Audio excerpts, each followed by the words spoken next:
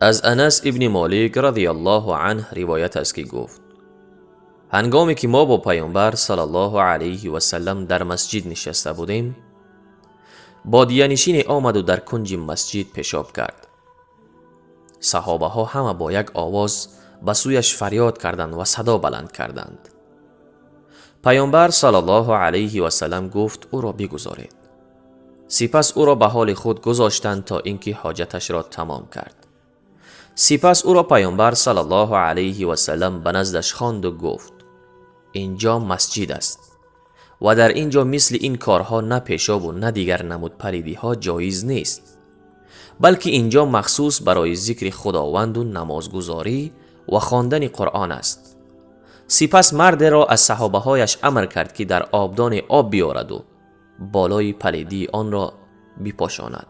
معاویه ابن حکم سلمی رضی الله عنه میگوید هنگامی که من با پیامبر صلی الله علیه و سلم نماز میخواندم، مرد از میان مردم عطسه زد.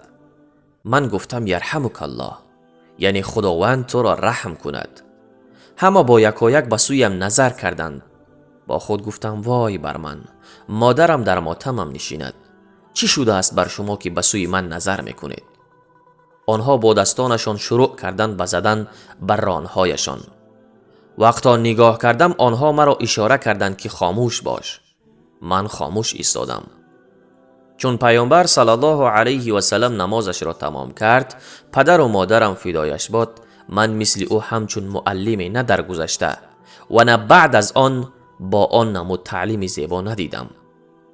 سوگند به الله که من را نه بد گفت و نه لط و کوب کرد و نه دشنامم داد، بلکه گفت این نماز است و در آن تسبیح و تکبیر و خواندن قرآن است.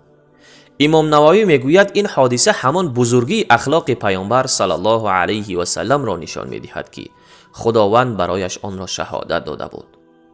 این حادثه دلالت بر مهربانی و شفقت پیامبر صلی الله علیه و سلم نسبت نادان را میکند.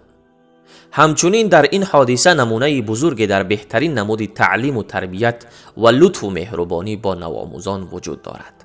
و از ابو هریره رضی الله عنه روایت شده است که گفت مرد نزد پیامبر صلی الله علیه و سلم آمد و گفت ای رسول خدا، من هلاک شدم. پیامبر صلی الله علیه و سلم گفت وای بر تو، چی میگویی؟ آن مرد گفت با زنم در رمضان همخوابه شدم. پیامبر صلی الله علیه و سلم گفت غلام را آزاد کن. آن مرد گفت توانی آن را ندارم. پیامبر صلی الله علیه و سلم باز گفت 2 ماه پی در پی روزه بگیر. آن مرد گفت توانی این را نیز ندارم. پیامبر صلی الله علیه و سلم گفت 60 مسکین را طعام بده. آن مرد گفت توانی این را نیز ندارم. در این هنگام به نزد پیامبر صلی الله علیه و سلم کس شیره خرما آورد.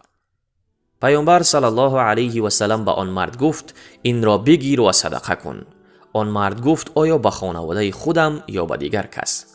سوگند به ذاتی که جان من در دست اوست، از این طرف تا به آن طرف مدینه مثل من احتیاجمند وجود ندارد. پیامبر صلی الله علیه و سلم چنان خندید که دندانهای مبارکش نمایان شدند. سپس گفت این را بگیر و با اهل و عائلت بخور.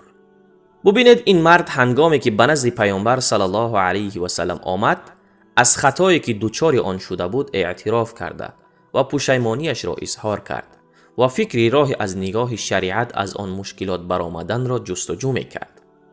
پیامبر صلی الله علیه و سلم با او سختگیری نکرد، بلکه با کمال مهربانی او را خبر داد که باید کفارت گناهش را بپردازد و مجازات پی در پی شروع میشد، از آن که باید غلامی را خریده آزاد کند، یا اینکه سپس اگر توانش را ندارد 2 ماه پی در پی روزه بدارد و اگر توانش را ندارد 60 مسکین را طعام بدهد.